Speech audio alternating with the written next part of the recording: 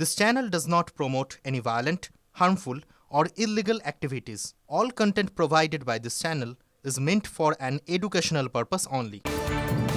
আচ্ছা আর একটা কথা বলুন তো, যে আইএসএফ এর হলোটা কি? আইএসএফ এর সঙ্গে বামেদের জট তো আবার 20 বাও চলে। কেন বলছি তার কারণটা আপনাকে দেখাচ্ছি। বিগ ওয়ালে বাম আর আইএসএফ এর জোট কার্যত 20 বাও চলে। বাম কংগ্রেসের সঙ্গে আসন সমঝোতা করতেই পারলো না আইএসএফ। নওশাদ সিদ্দিকী বলছেন তিনি নাকি একাই লড়বেন। আইএসএফ এর সমালোচনায় বাম এবং কংগ্রেস। লোকসভা ভোটে বামেদের কাছে 7 থেকে 8টি আসন চেয়েছিল আইএসএফ, কিন্তু বামেরা আইএসএফকে 3টির বেশি আসন ছাড়তে রাজি নয়। ডায়মন্ড হারবার আসনে লড়ার কথা প্রথমে তো নওশাদ সিদ্দিকী খুব কনফিডেন্টলি বলেছিলেন। নওশাদ সিদ্দিকী কি বলেছেন, এবার কি বলেছেন সেটা বরং আপনাদেরকে শোনাই। মোহাম্মদ সেলিম কি বলেছেন শুনিয়ে নি, তারপরে আমরা কথা বলবো আমাদের প্রতিনিধির সঙ্গে। আমি চেষ্টা করেছিলাম সর্বোচ্চ দিয়ে লড়াই করব, ফিল্ডে থেকে আমি নমিনেশন করিয়ে সে জায়গায় আমাকে অব্যাহতি দিয়ে আমার লড়াইটাকে একভাবে রাখতে হবে। নওশাদ সিদ্দিকী কিন্তু কন্টেস্ট করছে, হয়তো নামটা মজনু লস্কর। 7 পর্যন্ত সে নেমে গিয়েছিলাম, এখন তো এবার দেয়ালে পিঠ থেকে গিয়েছে। মুর্শিদাবাদের মতো সিটটাকে আমরা ছাড়তে প্রস্তুত হয়েছিলাম। কংগ্রেসের মধ্যে বা লেফটের মধ্যে তাদের অজান্তে আরএসএস ঢুকে বসে নাই তো, যারা চাইছে না পশ্চিমবাংলাতে তৃণমূল বা বিজেপি দুর্বল হোক।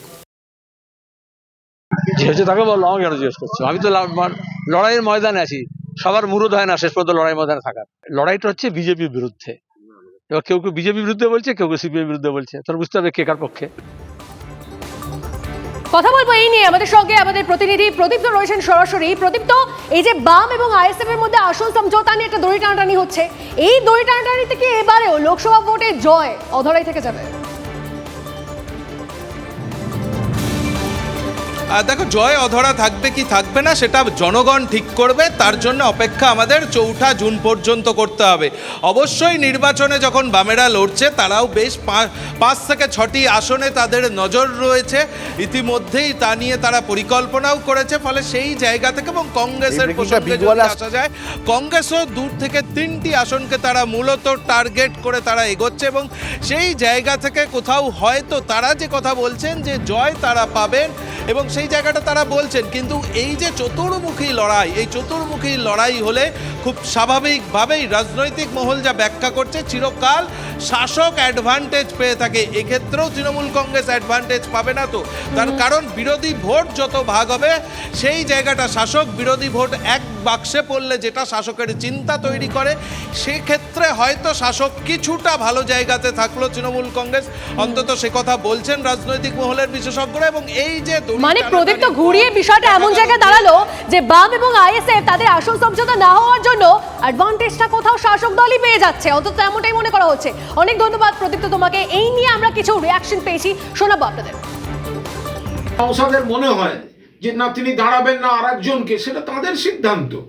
তার জন্য আমি আলাদা করে নওশাদকে কোনো কটাক্ষ করা বা সমালোচনা করা আমি তার প্রয়োজন দেখছি না। ওরা ছোট দল শুরু করেছে, আমাদের সঙ্গে মতপার্থক্য আছে, নিজেদের মতো চলছে, চলুক। আমরা জানি ডায়মন্ড হারবারে অভিষেক বন্দ্যোপাধ্যায় 4 থেকে 5 লাখ ভোটে জিতবেন। সব সেটিং সব কিছু ডায়লগ খালি জল টানার দিকে, কিন্তু লোকে আর এদিকে ওদিকে তাকাচ্ছে না। নাইদার রাইট নর লেফট, গো স্ট্রেট বিজেপি। আরো অনেক খবর রয়েছে, আরো অনেক ব্রেকিং নিউজ রয়েছে, তবে তার আগে এখন সময় একটা ছোট ব্রেকের। ফিরছি ব্রেকের পর, সঙ্গে থাকুন।